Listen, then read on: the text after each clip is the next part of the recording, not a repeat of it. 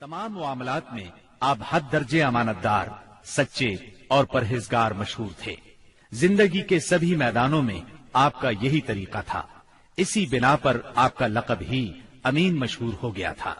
ان تمام وجوہات کی بنا پر آپ کی شہرت سن کر سیدہ خدیجہ نے آپ کو تجارت کے لیے اپنے مال کی پیشکش کی۔ وہ عزت اور مال دونوں لحاظ سے قریش کی ایک معزز خاتون تھی۔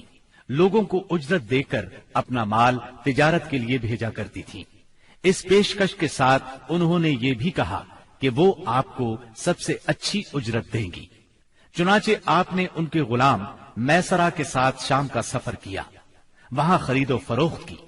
اس خرید و فروخت میں بہت زیادہ نفع ہوا، اس قدر برکت ہوئی کہ پہلے کبھی اتنا منافع نہیں ہوا تھا۔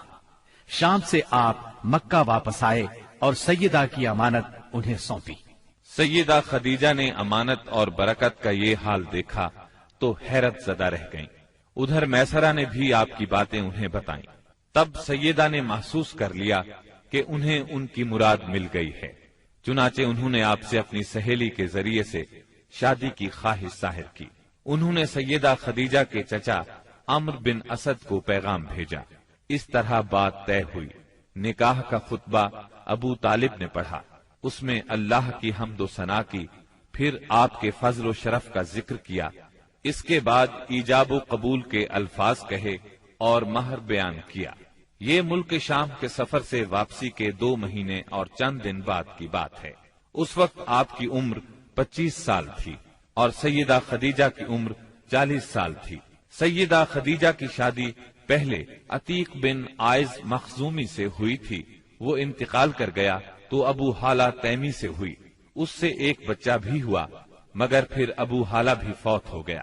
اس کے بعد بڑے بڑے سرداران قریش نے شادی کا پیغام دیا، مگر سیدہ خدیجہ راضی نہ ہوئی، یہاں تک کہ اللہ تعالی نے انہیں آپ کی طرف مائل کر دیا، اور اس طرح سیدہ کو آپ صلی اللہ علیہ وسلم کی زوجیت کا شرف حاصل ہوا۔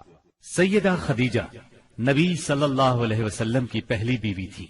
ان کے جیتے جی آپ نے کسی اور سے شادی نہ کی۔ آپ کی تمام اولاد بھی انہی سے ہوئی، صرف ابراہیم ماریا قبطیہ سے ہوئے۔ آپ کی اولاد کے نام یہ ہیں: پہلے قاسم پیدا ہوئے، پھر زینب، پھر رقیہ، پھر ام کلثوم، پھر فاطمہ، پھر عبداللہ۔ بعض مورخوں نے تعداد اولاد اور اولاد کی ترتیب اس سے مختلف بھی لکھی ہے۔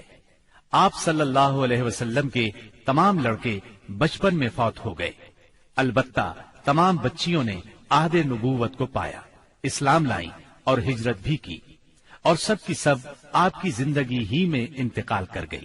صرف سیدہ فاطمہ آپ کے 6 ماہ بعد